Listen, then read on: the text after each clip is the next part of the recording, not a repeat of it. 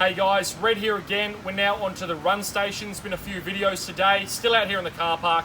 Still not perfect scale, but we're trying to demonstrate so you guys are prepared to set up the stations.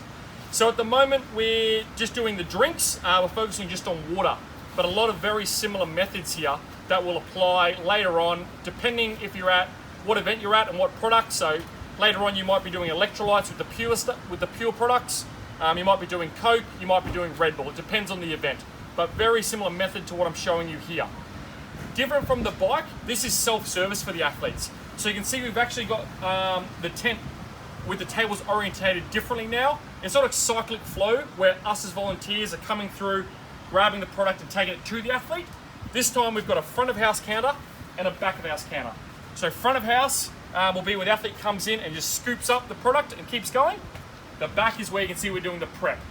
Now you can see on both tables here, it's all about spacing out in order for hygiene. So if there is any level of contamination or concern, we can kind of isolate it to a section, pack it down, bin whatever we're worried about. We can get the wet wipes in, we can change up gloves, and totally decontaminate and focus on a very specific area.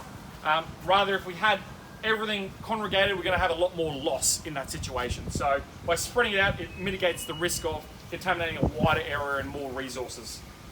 One thing I forgot to say earlier is because we are both preparing and serving from a hygiene and food safety, once again, we want to make sure prior to even starting, we're using the hand sanitizer.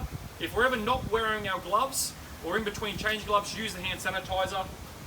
Whenever we're actually working in here, have our gloves on, absolutely critical. We do have food grade gloves here, so it's all hygienic and safe for the athletes. So now a little bit more about the process. So out the back here, it's a two-person operation in theory. So we've got Toby out the back doing our prep. The way we are working here is he's already loaded up a bin, which has a food grade bag in it. And it's actually got some tape wrapped around. So when he was filling it from his water source earlier, the bag doesn't actually fall inside. So that's a really handy tip. A lot of people will just put the bin liner over and then they'll go to fill it and the thing will just fall in and it's very hard to fill. So really, really important to put the food grade bin liner on, and that's a little trick to make sure it stays in place. Beyond that, to look after our backs so we don't have to lean as far, we put a little milk crate under to elevate everything. And then to help with the pouring and making sure we're not just dipping the cup into the bin, be a lot more hygienic, we're using a single jug that we can control. Toby's dipping it in. As you saw before, we're already at pretty high water levels here because he's been filling up in the backdrop. But he's just going through and pouring that rather than dipping every single and having the risk of cutting your glove or what have you into that water. So a bit of a safety measure. So now I can restock the table. So I'm just rotating on the server. So I've taken these cups. We've already got pretty loaded table already. It's early in the day.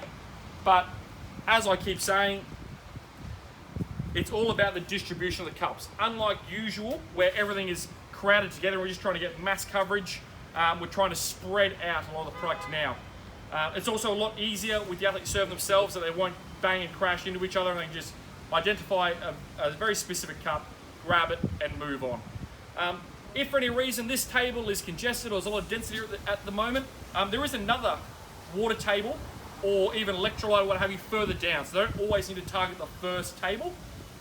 If you do see any congestion, just let the guys know, hey, keep running down, there's more of this further along the station. So now if we're about to get into an actual athlete coming through, outside of working with a mate out the back and keeping the stock levels high, I'd be trying to communicate and support the athletes coming through. So I'd be continually advertising what I've got, so water, water, water, here comes the athlete, yeah, right here buddy, he's got the water and off he goes, he keeps going and he knocks that back. So really simple, as we said, not to scale here today. This tent to our neighbouring would be 10 metres apart, a lot more space for that process and to slide right through and continue with their day. I think that's all I've got, guys. Thank you so much.